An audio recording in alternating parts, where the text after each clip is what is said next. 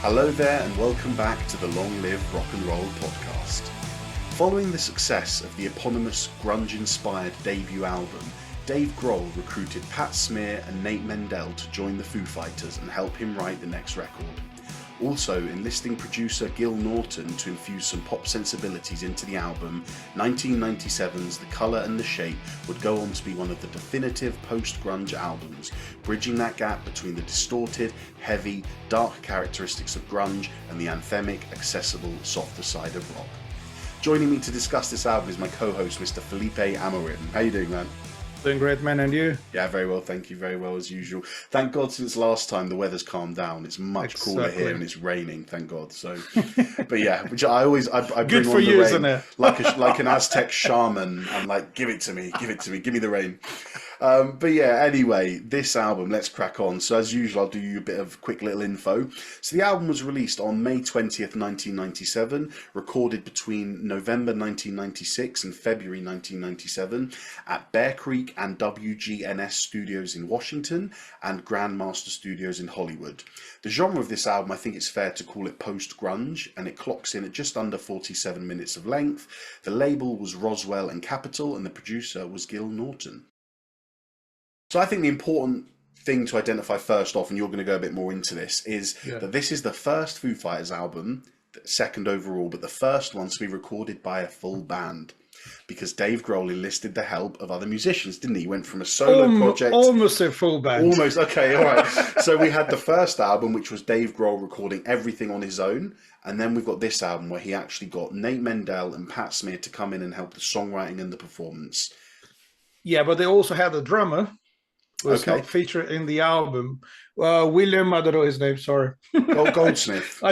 Yes, that's William Goldsmith. Yeah, so he and Nate Mendel played together, I think, in a punk band. The thing is, what I believe is important about this album is Dave Grohl proved that he could be a successful artist after Nirvana. So post-Nirvana, post the death of Kurt Cobain, when he decided to not only be a drummer, but to be a singer, songwriter, guitar player, that was a big step for him. And he proved he could do it really well with the first album. But the first album came out of a series of demos he did in his garage or in his house.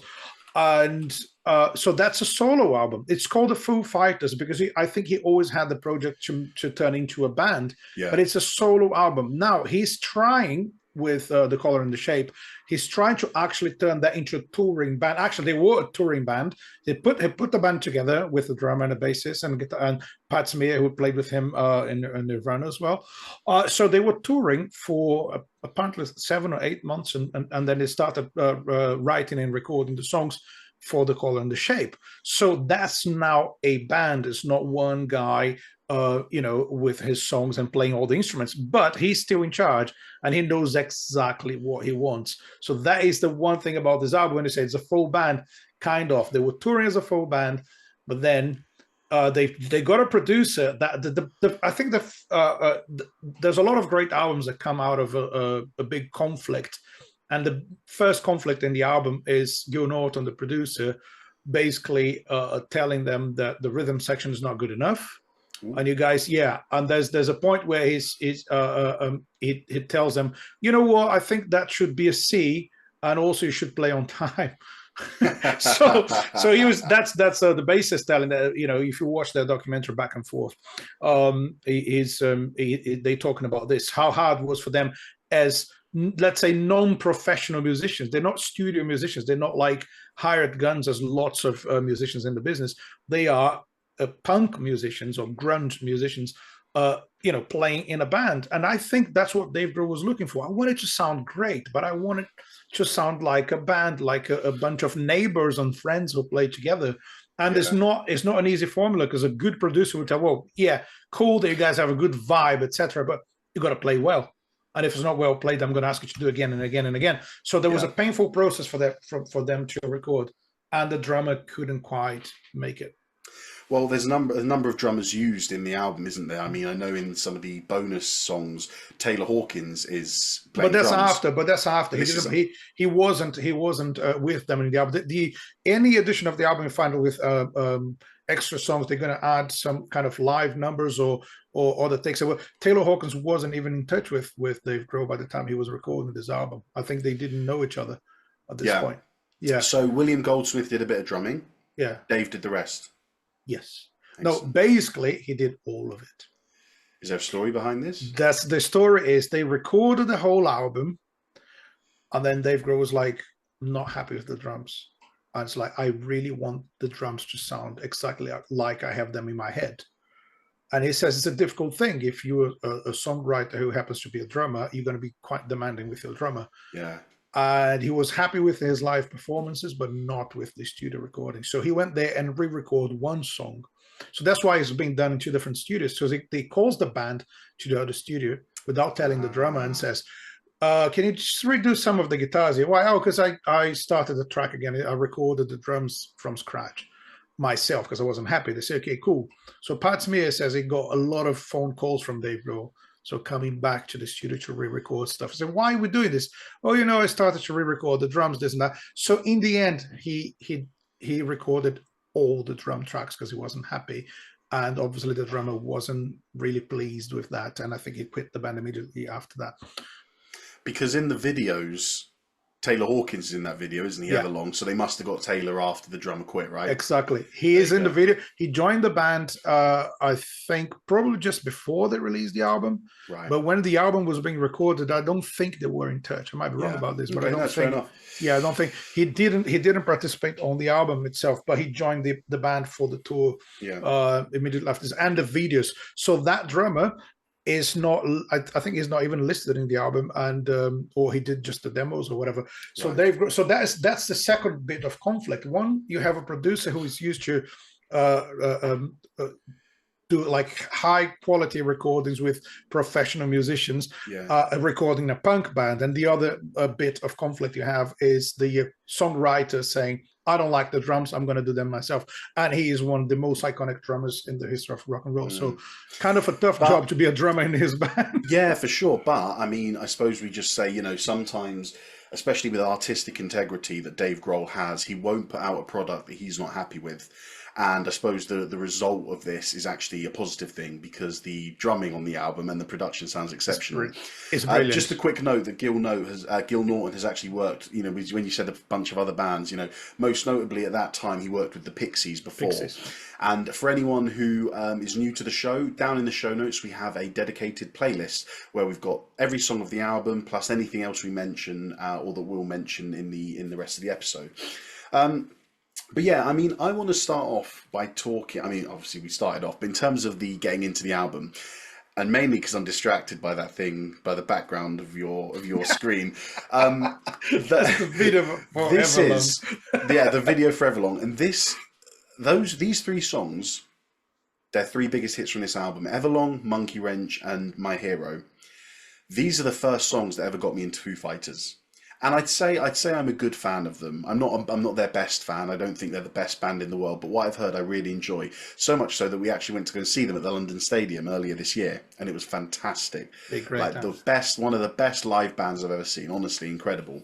But these three songs were iconic because every time it used to come on the TV, even if you didn't like the song, you'd watch for the video, because there's that great transition where Taylor Hawkins, I think he's dressed up as like the Goldilocks and the Three Bears. That's the old story, the folk tale. There's one part where he's dressed up as Goldilocks, and doesn't he throw off the costume and he's at the drums? There's just that one moment, and I loved that transition of how they did it. So these three songs were actually my introduction to Foo Fighters, and whilst I have a lot of nice things to say about this album, they are the standouts, aren't they? The three singles, three songs that really prove what this album is about. And this is an album now that's been recorded, I don't know, 20 years ago, 20-something years ago. And they still play My Hero, they still play Everlong, is still one of the songs that everyone expects them to play. It's a stunning song, isn't it? It's one of my favorites, I think. For a generic rock song, it is just amazing. Yeah, everything just hooks you in. I like the generic. Well, Foo Fighters fans are gonna love this. But I'm a Foo Fighters fan, so you can't ever go at me. I mean that it's a simple guitar riff, verse, chorus, bridge, outro. Generic mainstream rock. would you agree with me if I say that when you say the generic stuff makes sense because Dave Grohl uses a lot of pop songwriting formulas? What do you think about that? Would you agree Yeah, with me? I If you completely. strip down to guitar and vocals or acoustic guitar and vocals, they could be great pop songs. I'd argue they are pop songs Yeah, with rock yeah, with rock exactly. instrumentation, They would and work as a like a soft pop for radio the same way they work as a kind of hard rock or grunge, yeah, isn't it? absolutely. And I think that's what's so special about this album. And to try and emphasize that, I want to talk a bit about grunge Hmm. because this is a really important album, and for some of the viewers and listeners, you may not know why. So I'm just going to spend a few minutes talking you through the process of grunge. All Because right. as we know, Dave Grohl was a massive part of the grunge movement, being, oh, do you know what that guy behind you looks like, Felipe? He looks like the guy who drummed for Nirvana. Doesn't it? Anyway, right, so early 1990s, 1991, Nirvana released Nevermind, and that basically changes the scope of rock music. It kills off glam metal because glam metal was so over the top with the makeup and the hair and the spandex and the crazy wild solos. It killed it flat. People were bored of glam metal, and when they started seeing bands like Kurt Cobain and Soundgarden and Nirvana taking things a little more seriously, the world, and mainly America, was just kind of like, actually, we don't want this glam stuff anymore. We're going to take ourselves seriously. And that's where grunge came in. Now, the sad thing about grunge is that it only lasted a few years. In the it's sort of the early 1990s. I think you could say 1994 was its peak. But then the same year, Kurt Cobain kills himself. And essentially, he kills grunge with it. The grunge bands we know carry on for a few more Yeah. years, certainly Soundgarden and Pearl Jam, but the hype around it dies and it begins to wane. Now, late 1990s, you have a bunch of post-grunge bands retaining the emotion, the emotional themes and lyrics that we saw in grunge, but they adopt a more radio-friendly, polished, more produced style of music. And this is where bands like Foo Fighters come in. Cleaner guitar tones, way more structured songwriting, emphasis on melodies and anthemic choruses as opposed to the dark, depressing vibes that grunge generally gave us. So alongside this, some other bands that followed in the as grunge was dying out, we had this more mainstream kind of post grunge, as they call it, come through. And obviously you've got bands like Foo Fighters, Bush, Live, Creed, Collective Soul, all taking the remnants of the dying genre that is grunge, making it a bit more mainstream, well produced, a bit easier, a bit more accessible, leading us into the early 2000s, which we've done Stereophonics, Chili Peppers. That's that bridging gap between Yeah. grunge and mainstream rock, let's call it. So there you go, just a quick little history on why this album is so important, and just a little more Thanks for the detail. free history lesson, man. Yeah, I there you love it. go. I love this. The first Foo Fighters album is great, and it's pretty heavy and grungy in places. Yeah. But I feel like you could hear that was a guy who just left a grunge band trying to do his own thing. Whereas this, he brings in Nate Mendel and Pat Smear, and together, this writing trio they had, it works so well because Yes. it ticks all the boxes. The shape and the oh God, that is it, isn't it? The color and the shape. What's it called? The shape and the color, The shape and the color. the shape and the fighter, the foo and the color, whatever.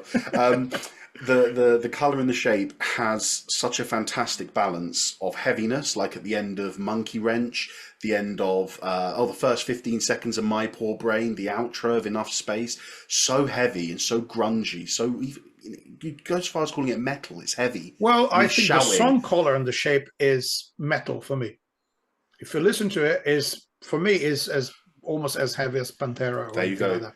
It's a But then it's really met heavy one. on the other Yeah, side. It's met with yeah, songs like February Stars, Walking After You, where you have those agreeable chord progressions, the softer sound, vocal yeah. harmonies, where this just wasn't prevalent in grunge. Grunge was as No, well, raw and stripped you down have as you needed. it's track number 8 is See You. It's a shuffle beat, an acoustic number, Yeah, and short song as well. It's 2.5 minutes, something like yeah. that. It's like a And little country jig, yeah, isn't it? yeah, exactly. And it brings some balance to the album, which I think the first album is more, maybe even more punk than this one. That's a fair comment. Yeah, Yeah, and the song My Poor Brain is a proper punk in terms of lyrics and the way it's played. So they have that like they like a garage band musicians, you know, like but trying to do something maybe slightly more clever, if I can use that word, maybe. Yeah. And I think they succeeded in that, you know. Actually, thanks to the production as well. So if you want to have a more polished sound, you want the production to reflect that, and with a producer that's as demanding as Gil Norton is, that you know, it, I think that was Dave Grohl's idea. So we still like a punk grunge band, but I want to take the next step, and I believe this album is probably the most important of their careers as a band, because um, Yeah. it could have been the end of the Foo Fighters right there. If the album wasn't successful, I think so. Everyone would say, you know, that guy who played drums with Nirvana and did one solo album. Yeah, we've heard of him.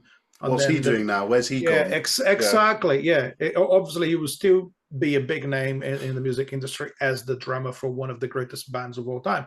But he managed to be the singer in one of the greatest bands of all time. As well. What a legend. Yeah, brilliant stuff, brilliant stuff. But yeah, I mean, talking, so we spoke a little bit about the music. I think it's nice to hear such, it really does feel original. So if you compare it with the plethora of mainstream rock music we have now, you might say actually it's not that really, it's not that special. It doesn't really stand out.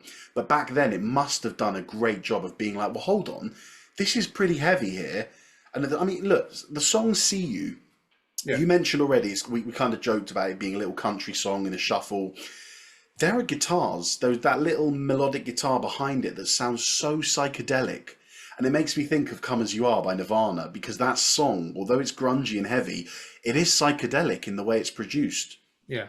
And I think that even, you know, as I already mentioned, My Poor Brain, the first 15 seconds, See You, the psychedelic guitars, the outro of Enough Space, it's kind of, I'm going to repeat what you said, it's grunge sound, but with pop songwriting. Yeah.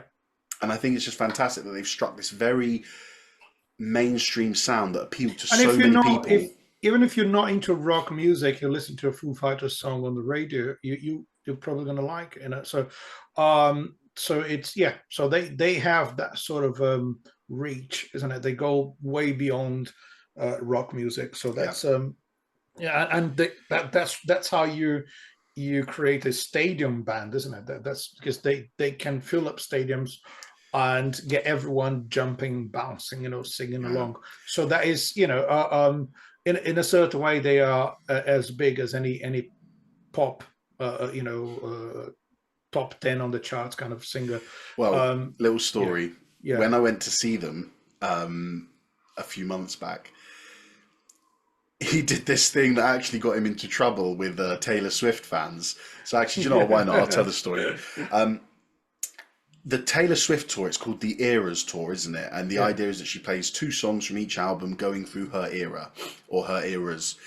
And Dave Grohl was there and he came to the microphone and he said, yeah, we should have called ours the Eras Tour. You know, I don't know why we didn't think of that, but ours would be errors instead of eras.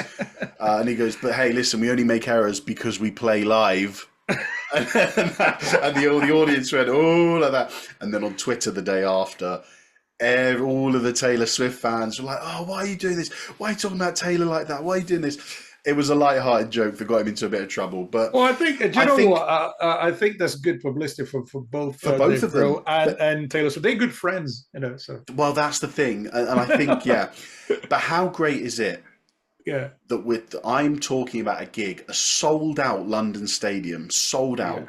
yeah, I couldn't even it's think. insane. So it's like Let me you know, London stadium capacity, and the one part of it was blocked off. So 62,000 people. Let's say there was 5,000 removed because they were going to be behind the stage. 55,000 people, man, selling out a stadium for a band that's almost 30 years old. yeah. That's nuts. And I don't And mean for like, a band that doesn't really care that much yeah. about, And I'm not being saying cool. like, ELO or a Led Yeah. Zeppelin reunion. this is a band who have made their bread and butter through only making good rock music. Yeah. I don't feel like they've ever conformed to the ideals of pop music and sold out, so to speak. Yeah. Every album has heavy moments. Every album has heavy metal moments. And Every as you album said, has Dave Grohl shouting into the mic. yeah, even with the pop songwriting formulas, as we said, uh, all the arrangements they tend to heavy rock, and he shouts a lot. You know, Yeah. he's got that really nice scream. I really like the way he sings. The interesting thing about this album, though, you have a lot more of Dave Grohl's soft voice in it. Yeah. Because you've got "See You," you've got a few contrasting moments in a couple of songs. February And Stars I thought was lovely. And what was Walking After You as well? That was a lovely one. Walking After You, I love that song. It was part of the soundtrack for the X-Files movie, the movie 1998, if I'm not mistaken. So yeah, you're too young for X-Files, lads. You were born in 98, weren't you? Do you remember I watched it whilst we were on tour in Brazil? Not the movie. No, I wouldn't. I watched it all. See?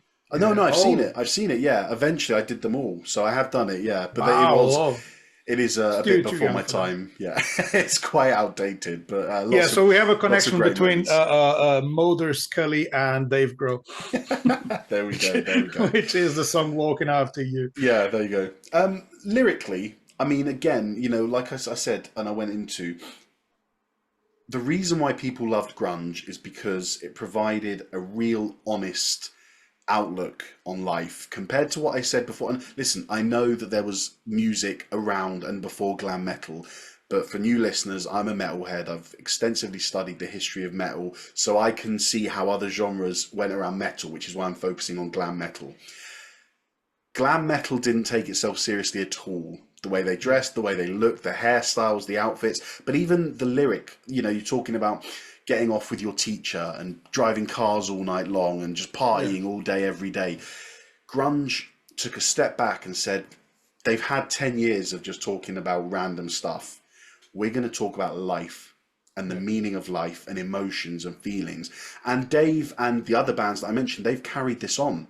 They're making pop music, which I'd argue that pop music now, often the lyrics are very generic, and often still, just like it was in the Beatles' day, is kind of revolving around romance and relationships and love and stuff. Mm-hmm. I'm generalizing a lot, but I think that's a general consensus. It makes sense. But he has carried on the introspective, emotional lyrics that he would have done with grunge, and I think that's quite a nice contrast. The accessible pop structures of his songs with some accessible musical moments mixed with emotional lyrics. And on the other hand, they don't take themselves very seriously when you look at the videos, right? So, yeah, well, so it's like the songs can be quite deep. I've got no idea how fun of themselves on the videos. I don't know what they wanted the audience to think, because you're listening, you know, like I think the My Hero video is quite funny as well. It's not as funny as Everlong, but they're all funny. But yeah, and actually I didn't look into the lyrics of this, so you'll have to tell me if you know. Is My Hero about Kurt Cobain? Good question. I don't know. Let's ask. I don't Google. know. We're going to have to ask some super fan. Oh, Google knows it all.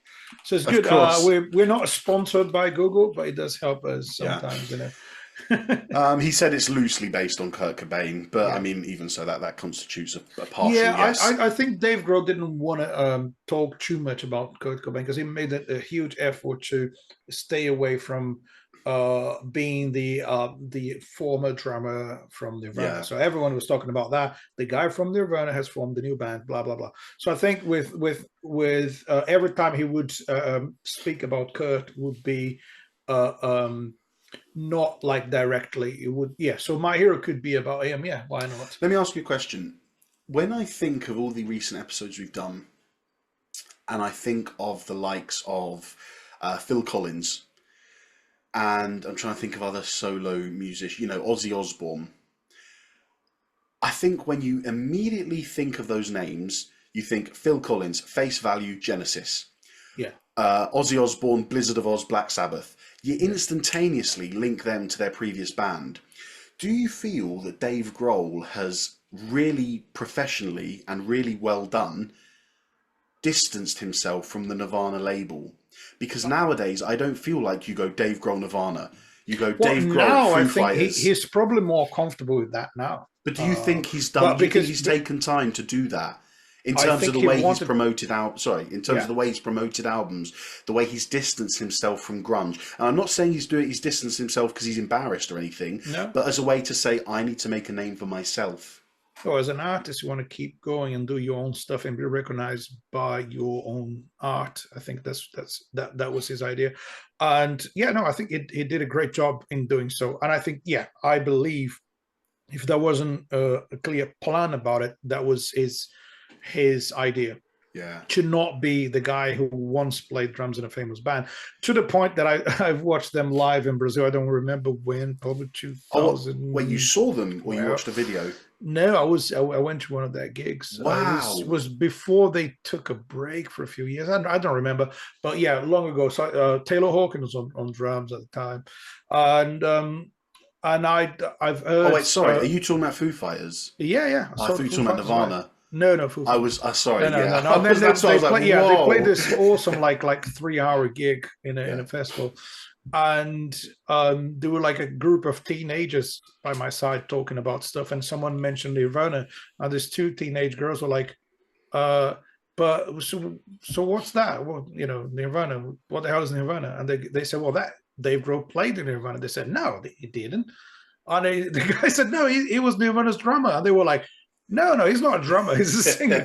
So yeah, I wouldn't say that those people are super fans, because they would know. If you were Foo Fighters fan, you will know the connection between them and Nirvana. But if you're just someone who appreciates music, you might know Dave Grohl as a songwriter and not even make the connection. And I think that's a testament to him and how he's held his career. Like I said, there's no need for him to break away from the Nirvana label. No. But because it was such big news, Kurt's But death, maybe, because Nirvana were such a big band, I think it was important for him to distance himself and get an identity for himself. Maybe he needed that by the point he was writing the first and the second album for sure. So I think, as I said before, this is the point with Color and the Shape, is the point where Dave Grohl is kind of trying to create something that's going to last.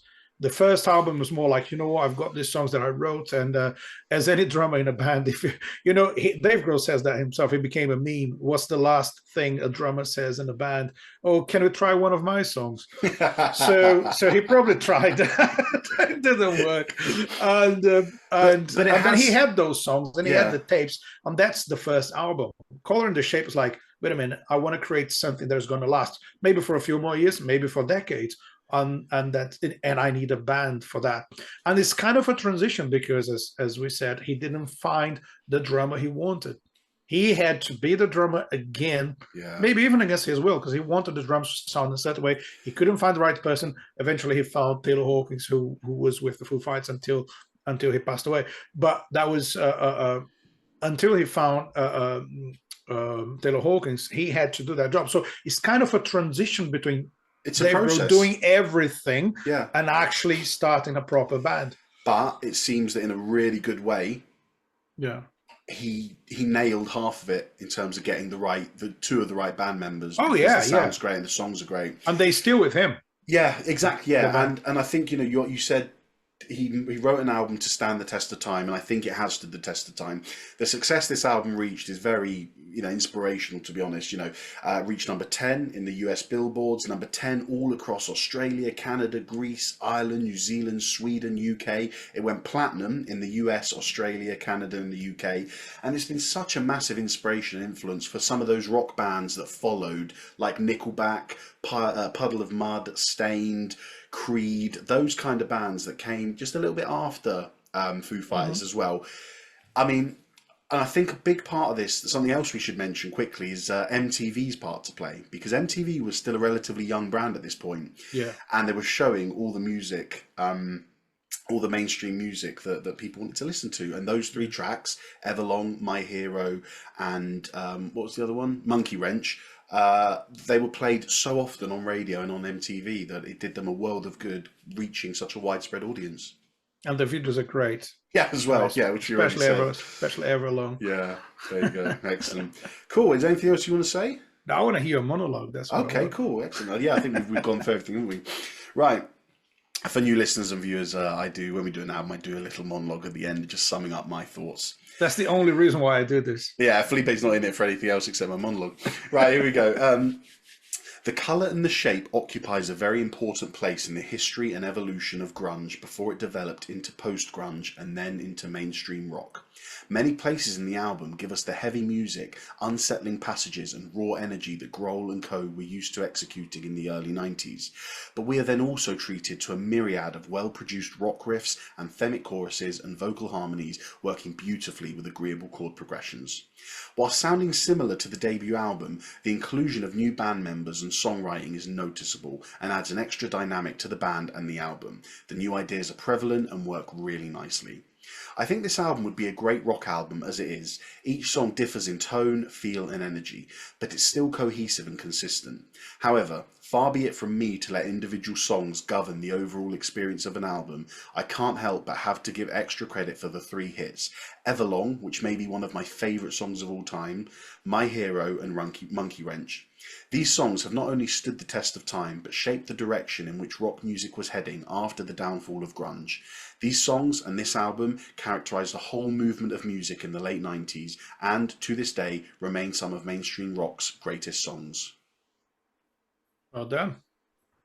Thanks. Yeah, agreed. I really enjoyed it, man. Like, I don't think any other song matches Everlong and My Hero, but it doesn't need to. The whole album sounds like one album. Yeah. And I really enjoyed it. Anyway, well, thank you for joining us for another episode of the Long Live Rock and Roll podcast. If you're watching us on YouTube, please hit like and subscribe on the video so you can stay up to date with our new content. And if you're listening on Apple, Spotify or Amazon podcasts, please take 20 seconds of your time. If you like the episode, scroll down, give us a review, and it means we're going to be shot up the charts and more people, more rock and roll fans like yourselves are going to see us and watch our stuff, which makes the world of difference to us. So thank you very much for joining us, and we'll see you next time. Thanks for being with us again. Give us the likes and all that stuff. Keep on rocking everywhere and don't do anything. I wouldn't.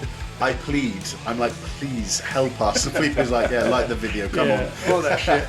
Anyway, and I'll sign off with the usual long live rock and roll.